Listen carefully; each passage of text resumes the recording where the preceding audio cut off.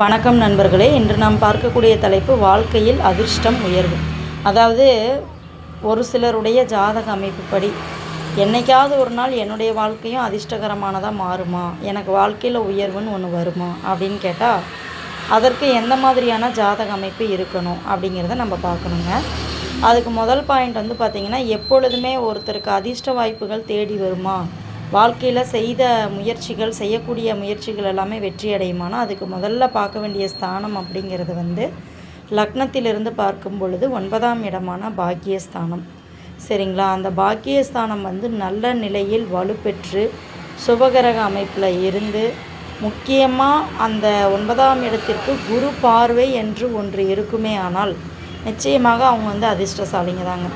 சுருக்கமாக சொல்லணுன்னா, குருவுடைய அமைப்புப்படி அவருடைய பார்வையானது குறிப்பாக 5, 7, 9, அதாவது குரு இருக்கக்கூடிய இடத்திலிருந்து 5ஆம் பார்வை, 7ஆம் பார்வை, 9ஆம் பார்வை அப்படிங்கிறது மிகுந்த வலிமையான ஒரு சுபத்துவத்தை அந்த ஜாதகருக்கு செய்யும்.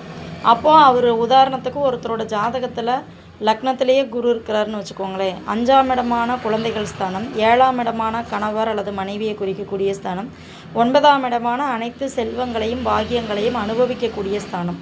இந்த 3 இடங்களுக்கும் குரு பார்வைப்படும் பொழுது ஆட்டோமேட்டிக்காகவே அவங்க அதிர்ஷ்டமான ஒரு ஆளாக மாறிடுறாங்க இல்லைங்களா?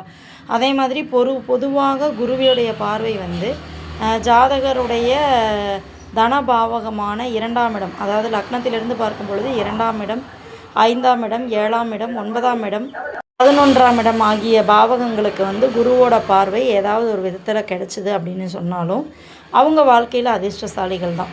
அப்போது இந்த அதிர்ஷ்டசாலிகள் அப்படிங்கிறது என்னெல்லாம் அமைப்பு, என்னெல்லாம் கொடுப்பனை அப்படின்னா, வாழ்க்கையில் அவர்கள் எவ்வளோ ஒரு பின்னடைவை வாழ்க்கையில் சந்தித்தாலும், சரியில்லாத ஒரு தசா புத்திங்க, இப்படி கஷ்டப்பட்டேன் அப்படி கஷ்டப்பட்டேன்னு சொன்னால் கூட அவங்களுக்கு அடிப்படையாக வாழ்க்கையில் தேவைப்படக்கூடிய ஒரு சொந்த இடம், வீடு, ஒரு நல்ல மனைவி அல்லது கணவன், அதே மாதிரி குழந்தைகள், சரியான காலங்களில் படிப்பு, சரியான காலங்களில் திருமணம், சரியான காலங்களில் வசதி வாய்ப்பு, பொருளாதாரம், குழந்தை அமைப்பு, எல்லா விதத்துலேயுமே அவங்களுக்கு நிறைவு அப்படிங்கிறது கிடைக்குங்க.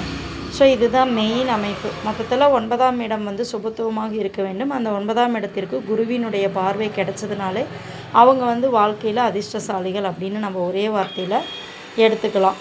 அதே மாதிரி நான் சொன்ன பாவகங்களுக்கு குருவோட பார்வை ஏதாவது ஒரு விதத்தில் கிடைச்சிது அப்படின்னா வாழ்க்கையில் அவங்களுக்கு எது கிடைக்கணுமோ, எது நடக்கணுமோ அது கிடைச்சிரும். சரி, அது எப்போ நடக்குங்க அப்படின்னா, குரு தசை, சுக்கிர தசை, அதே மாதிரி 9ஆம் இடத்து அதிபதியினுடைய தசா புத்தி, இந்த மாதிரியான காலகட்டங்களில் அவங்களுக்கு அந்த அதிர்ஷ்ட வாய்ப்புகள் அப்படிங்கிறது கிடைக்குங்க. ஸோ இவ்வளவுதாங்க. நன்றி நண்பர்களே.